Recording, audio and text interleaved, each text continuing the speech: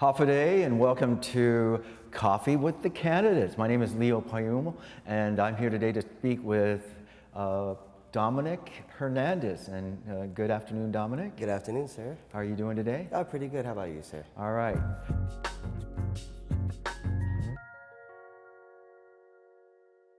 Okay, so let's get on with this interview. First thing I'd like to know is get a little bit, this is your first time running for Guam Senator, and I'd like to get a little bit of your background. Can you tell me where you grew up? You did mention that you have some military background with your family, so can you talk about that? Yes, sir. So I was born here in Guam. I lived here till about the age of 6 or 7 when my mom met my stepdad, who was in the Air Force at the time. Kind of lived around the world, England, and then eventually ended up in New Jersey, where I graduated out of high school back in 2006, and then I joined the Marines in 2006, got out 2010, and then afterwards I went to Oregon. I worked at a Nike IHM office until they started doing the major layoffs, sending all the jobs to China. Tried to do some temporary jobs to stay in the States, but in the end I ended up coming back to Guam in 2011. Since then, I've been living here in Guam. Worked for a couple companies. I worked for Hernandez Security and tried doing my own lawn care janitorial company for a few years.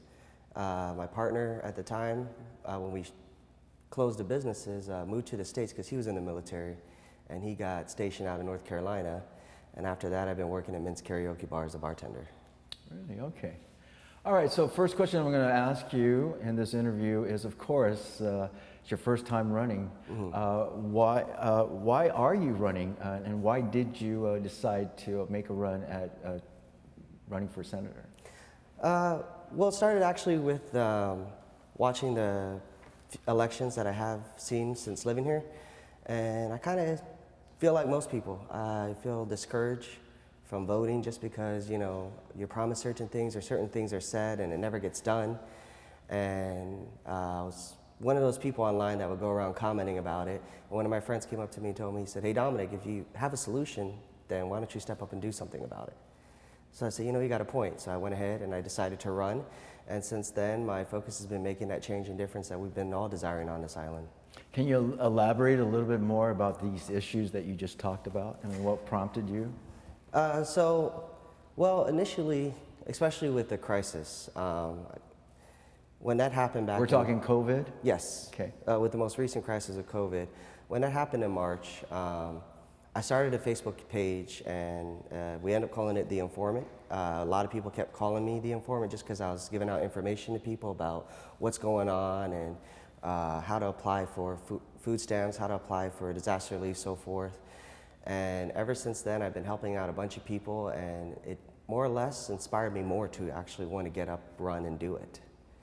So since then, I've been helping people, especially on my Facebook page, relaying information to them about the situations that's going on, be it with how many positive cases we have or if they need information on unemployment and so forth.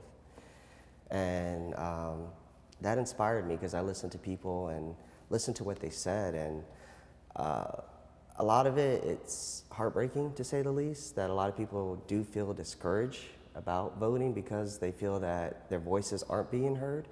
And that's what I want to do. I want their voices to be heard. And my main thing that I've been running on is I'm here to stand up for the voices that are being ignored.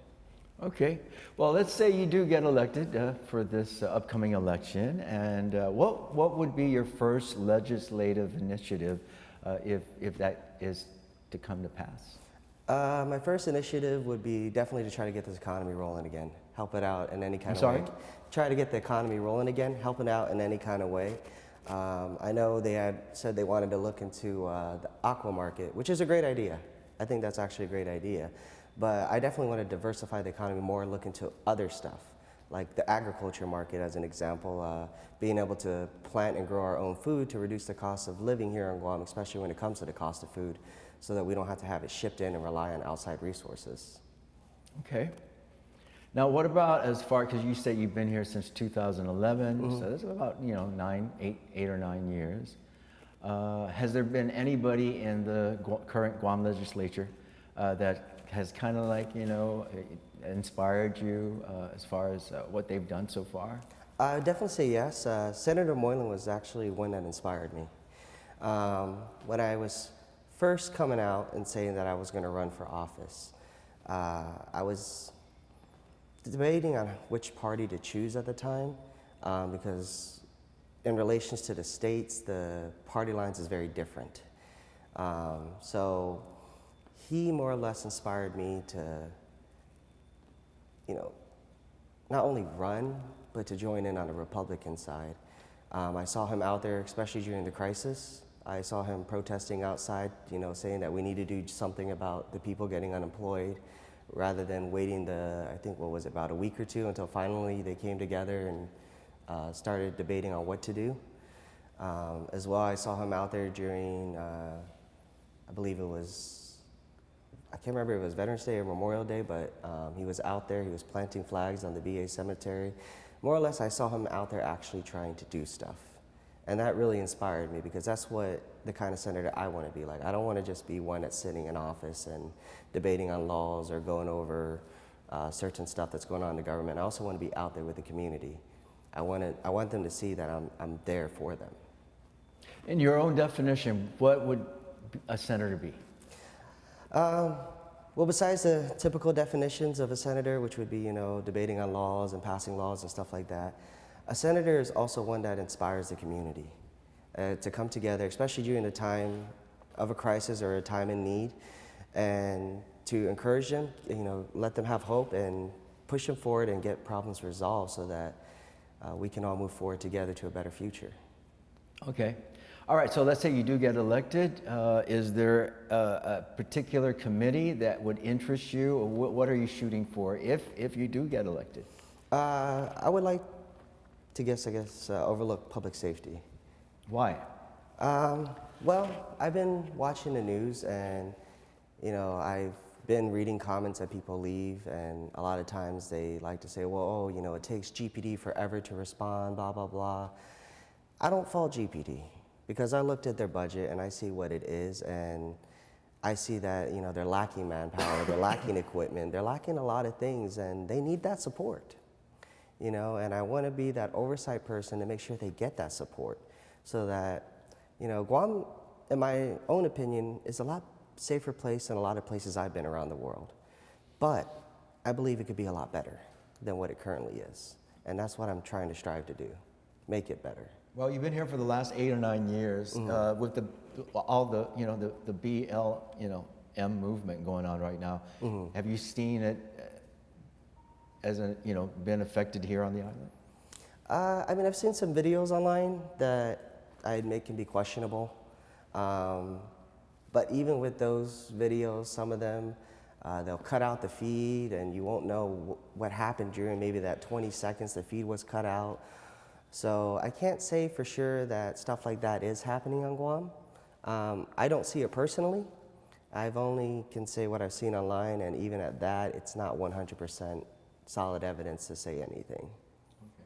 You have a personal interest in, GPD. Mm-hmm. Have you gone out and talked to the officers and some of the people? I have. I've talked to some of the administrative people, some of the officers, and what did they have to say? They're doing the best they can.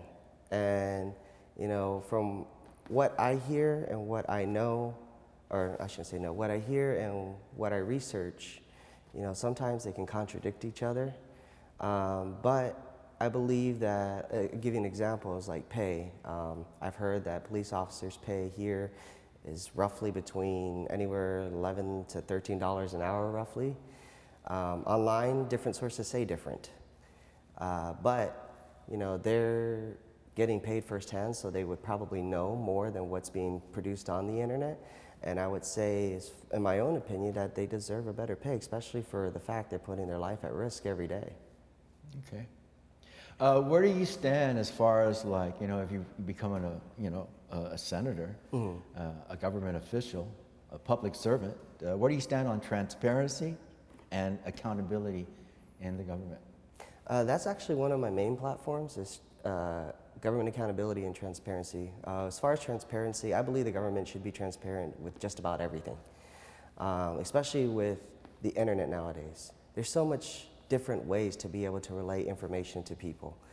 You got the website, you got Facebook, you got Instagram, all these different places where you can let the people know what's going on or update them on information. And there's really, to me, no excuse why you can't be open. I'm not saying you have to give away all the information. I get it. There's certain things that are, what's the word I'm trying to look for? Sensitive information, and I get it, you know. But for the most parts, there's no reason why we can't know at least the basics. So I believe that the government should be transparent, and I believe that the government should be held to a certain standard. Okay.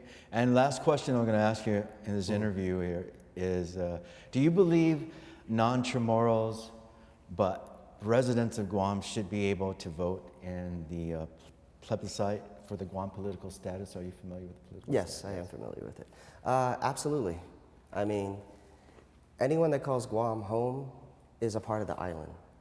You know, even for those that are, maybe they come from the States or whatever, they have a stake, they have a house here.